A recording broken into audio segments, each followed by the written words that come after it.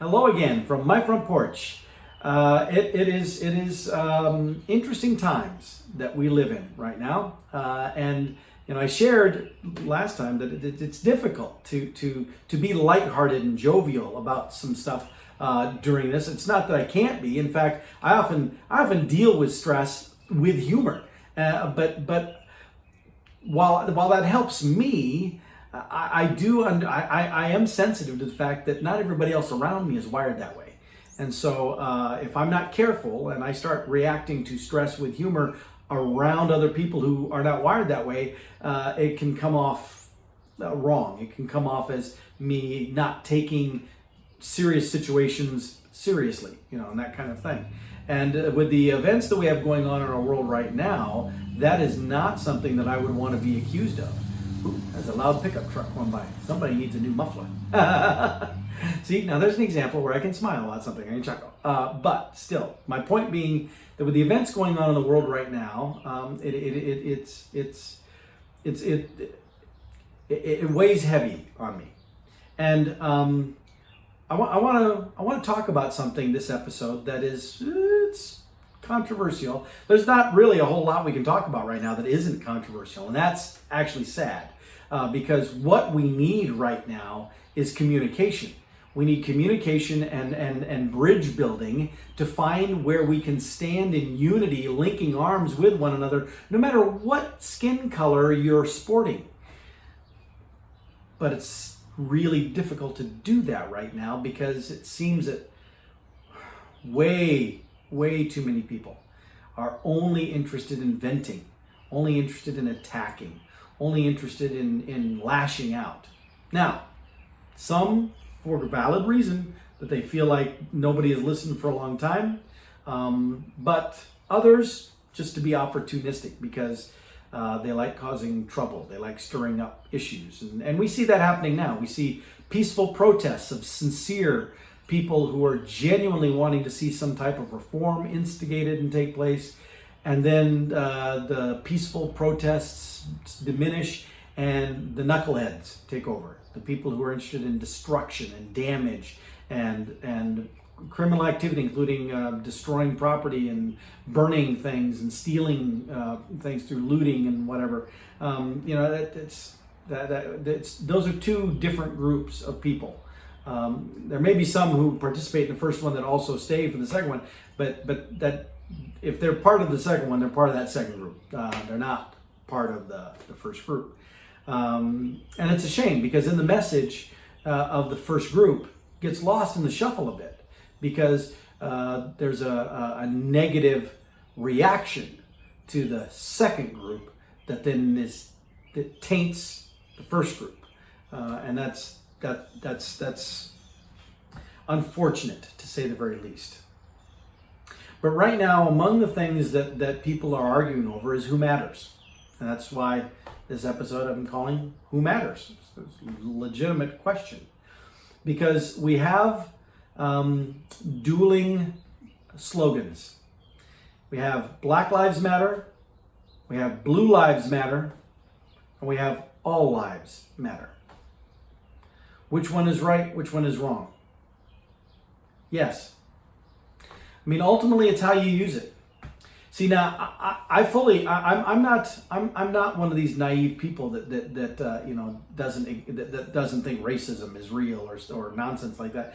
I mean, you've seen the episodes of my bestie and I, Tara, hanging out and state fair, food days, and doing other stuff together. And I'll tell you, every time that she and I hang out together, every time we're seen in public together, people assume we're together, and we get some interesting looks.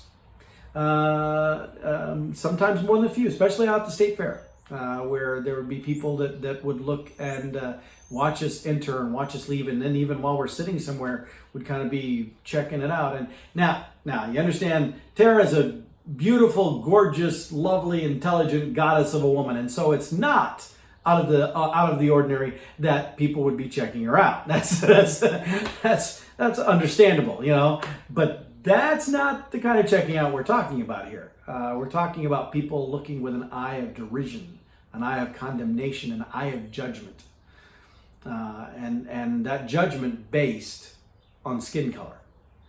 Now, I'm fortunate that I didn't have to grow up with that kind of environment and having to live my life with that kind of baggage. But then by the same token, I'm a little bit disadvantaged for not having at least some connection with that, because when people sincerely use Black Lives Matter, that comes from a passion.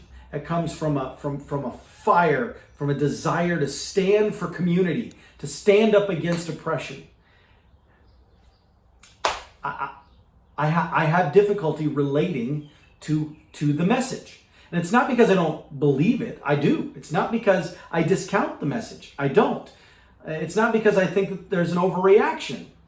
In general, I don't. I think there are individuals in every grouping who are opportunists, who take advantage of situations for their own personal opportunity for the spotlight and their own gain. And I think the Black Lives Matter movement has those people just as much as any group does. But that's not the entire cause. It's not the entire campaign.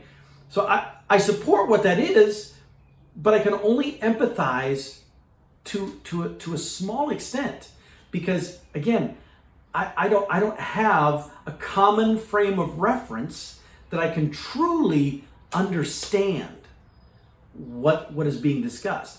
So instead I just have to believe that what I'm hearing from them and what is clearly passionate from those proclaiming Black Lives Matter is on solid ground and has merit. And I have no reason to believe it doesn't. I'm not saying it. I'm just saying, to a degree, I just have to trust. I have to believe that the message that's being proclaimed is a valid one, because I cannot personally validate it myself. Now, Tara tells me that I have an honorary black card because of my association with her. That's really nice, and I'm touched by that. But I also suspect that she may be the only one who acknowledges that I have that too. But then there's the Blue Lives Matter, and that's referring to police officers.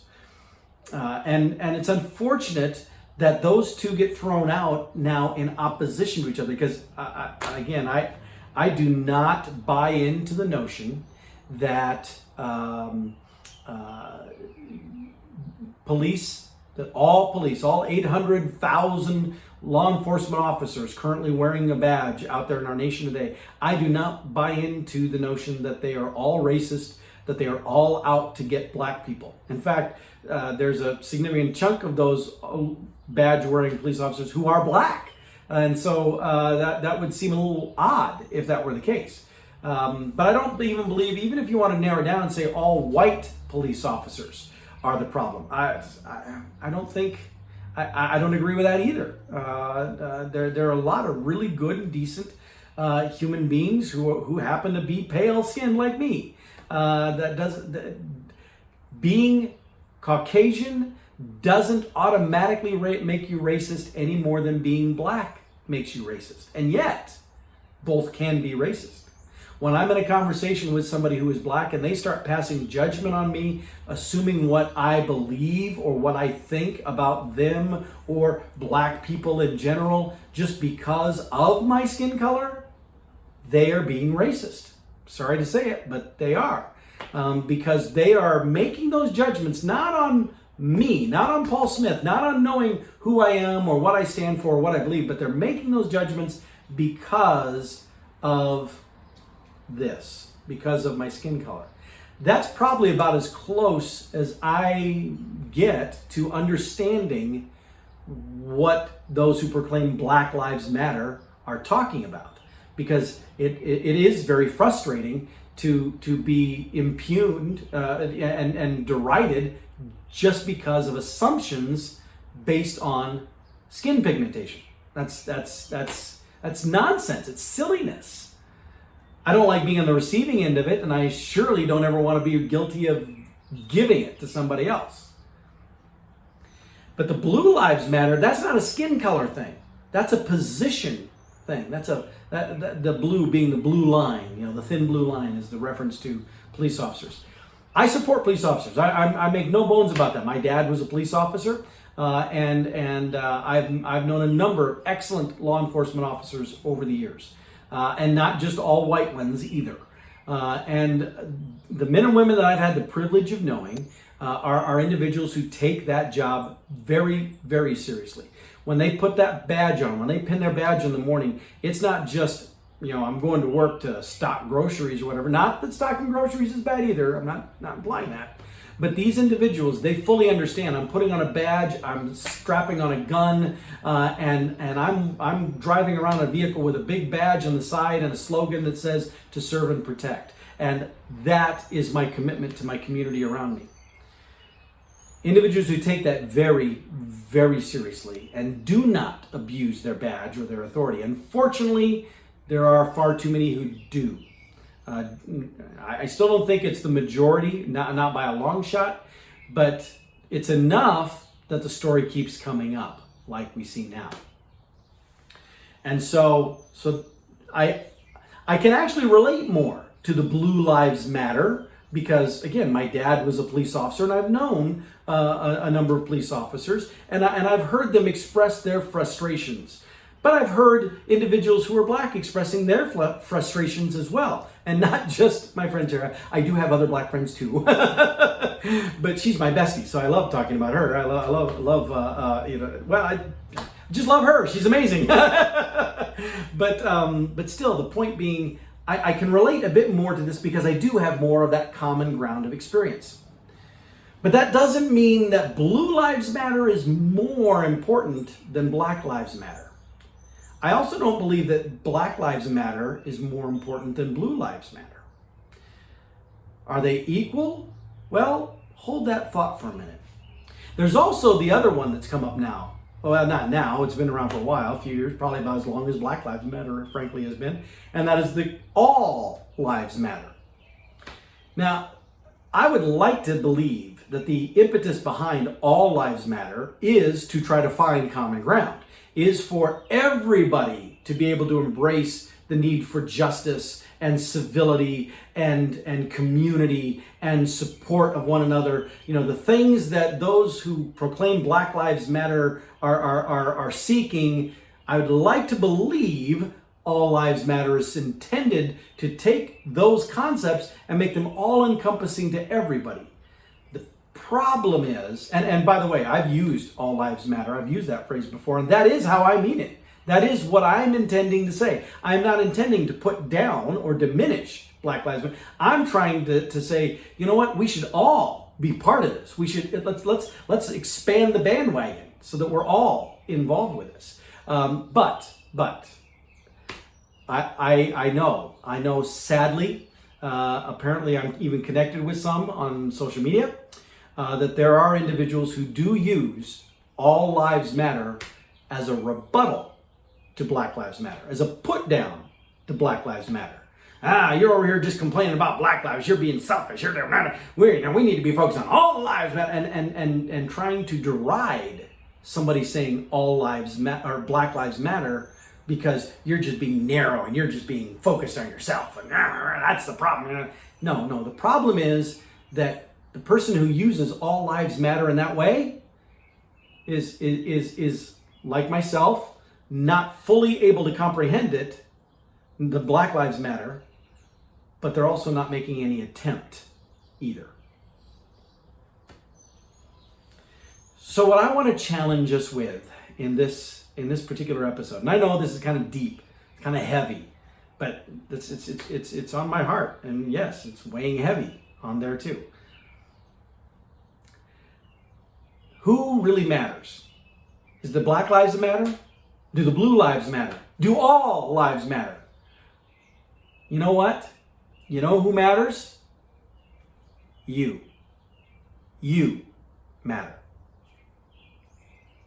I really increasingly, I'm growing ever increasingly frustrated with how divisive our nation has become as we try to pigeonhole people and shove people into groups and categories and defining them by the group that we have determined they are part of without actually seeing the other person that we're talking about.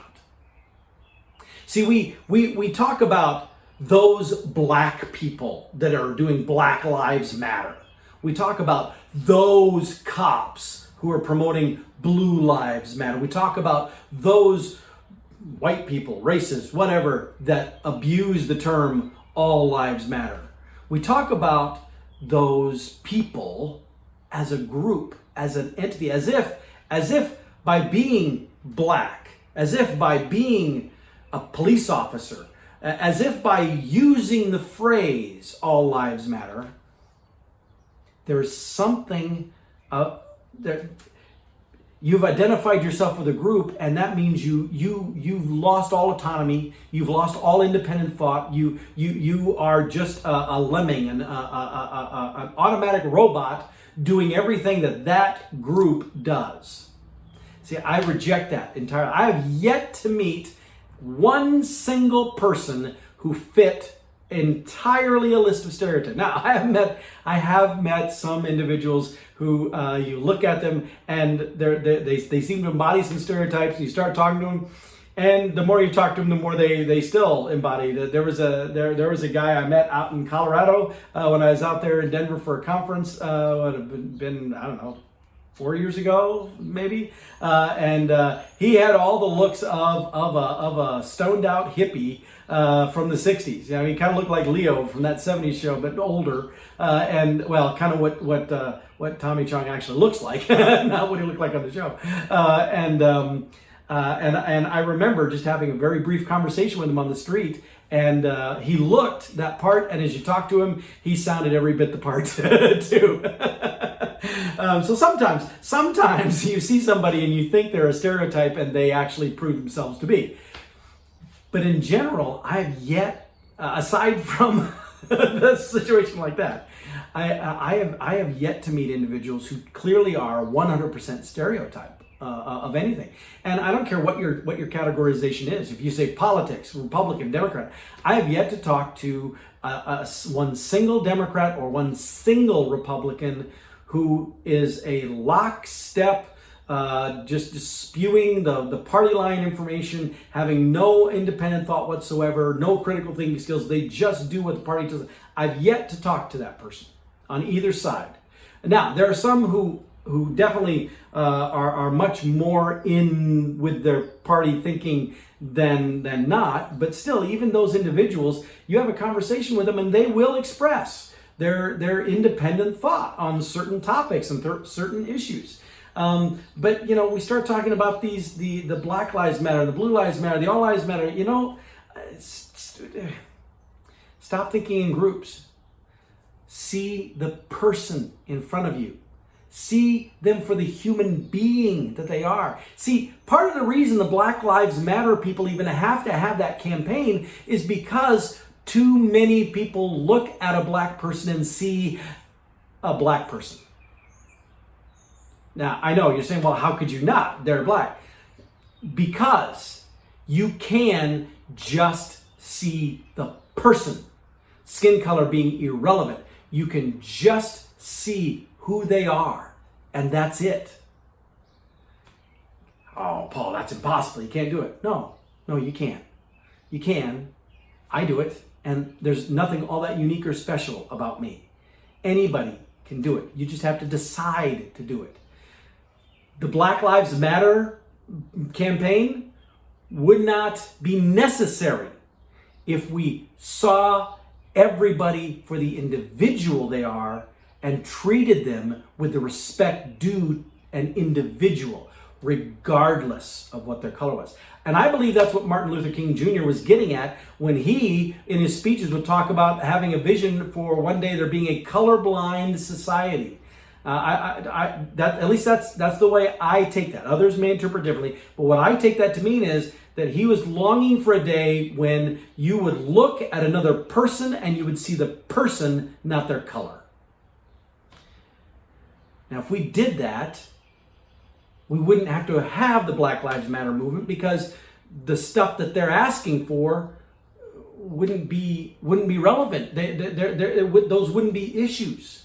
Likewise, we wouldn't need the Blue Lives Matter, because we would recognize that when there is an officer who is out of line, that we strip the badge from him and we punish him to the full extent of the law because you have violated a very sacred public trust. And you deserve to be punished firmly and severely for that. I wholly believe that, and I've talked to many police officers and former police officers who echo the same sentiment. But if we saw every cop as not being one of the cops, but we saw that man, that woman as a person who cares about their community and is trying to do their best to help their community, we wouldn't need a Blue Lives Matter movement, because all we'd be focusing on is the ones that screw up, the ones that are the problem, and we'd be punishing them quickly because we'd acknowledge them as the problem, take them down. We also wouldn't need an All Lives Matter, because if we actually saw every individual person for the special individual they are, the unique person that they are, we'd already have All Lives Matter, because every single individual matters. And that's you. You matter. I don't care what your skin color is. I don't care what your gender is. I don't care what your religion is. I don't care what your sexual orientation is. I don't care how much money you have or don't have. I don't care what car you drive. I don't care what sports team you cheer for. Although if you cheer for the Chiefs, I might like you a little better. I don't care what any of those categorizations might be. All I care about is you. You, the individual. You are special. You are important. You are vital. You are necessary. And we need you. And with that, I'll see y'all next time from my front porch.